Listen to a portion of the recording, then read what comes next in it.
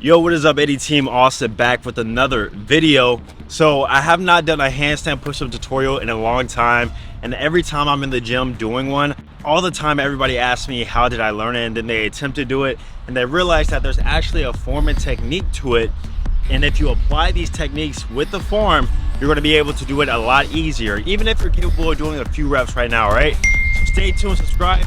Let's go ahead and get right into it.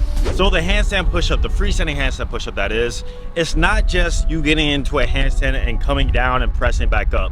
Yeah, I know that the anime Dragon Ball Z, they make it seem that way, how you're just literally coming right down, but that's actually not the case. In regards to the form with the handstand push-up, the biggest thing you got to remember is that it has a lean component into it, and that means as you come down, your shoulders are going to be fairly in front of your hands and your palms, probably more than what you would actually think.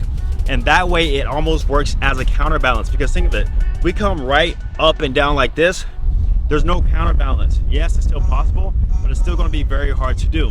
And instead, when you have a counterbalance coming this way and back up, almost coming at a diagonal angle, it's going to make the balance a lot easier.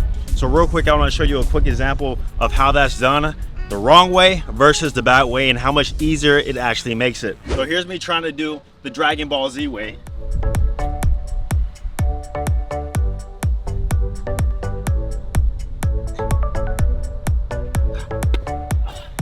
I'm an expert, so it's possible, but let me show you the other way, which makes it much easier.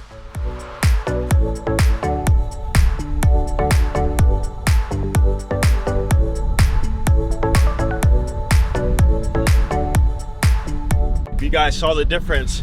As I came in, I was able to actually hold myself and balance myself there before I came back up. Now, alongside with that, you want to make sure that your elbows are staying 45 degrees to staying tucked in as you come down. And another big component when it comes to balancing, that is a huge tip that's going to help you out, is that as you come down, you want to make sure to keep the weight in your palms. So unlike balancing a freestanding handstand that's straight up, a lot of your weight's in your fingertips, right? You're trying to counterbalance your fingertips. But with the handstand push-up, most of your weight stays within your palm area, right? So as you come up, palms, and then as you come down, all the weight is in your palms. So in order for you to actually feel what I'm talking about, it is best if you actually train it that way. That leads to my next point on the best way to actually train it and work up to it, beginner to advanced. So if you're a beginner, the best exercise to train the handstand push-up that actually replicates the movement is going on something like a bench right here, or some elevated concept, and doing elevated pike push-ups.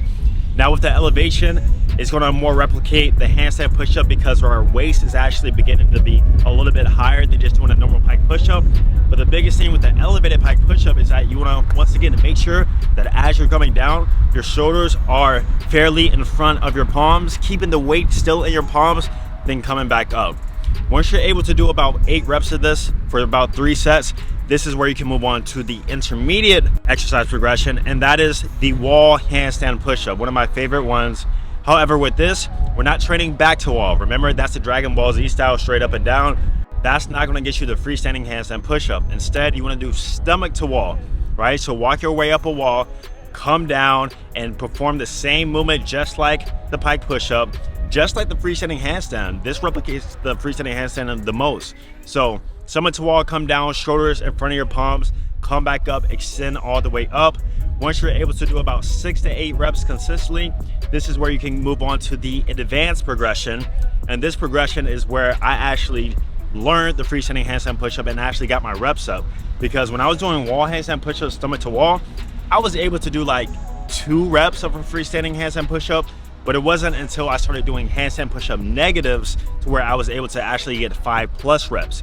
So with the negative, you come up in a freestanding handstand. Hopefully you can balance one, because that definitely helps. Then from there, you take about 3 to 5 seconds to lower yourself down into the negative portion of the handstand. And this is gonna be the best option because, as we said before, the negative or the concentric movement of any pattern is where you're gonna be the strongest. So you might not be able to push yourself up, but you're definitely gonna be able to lower yourself down.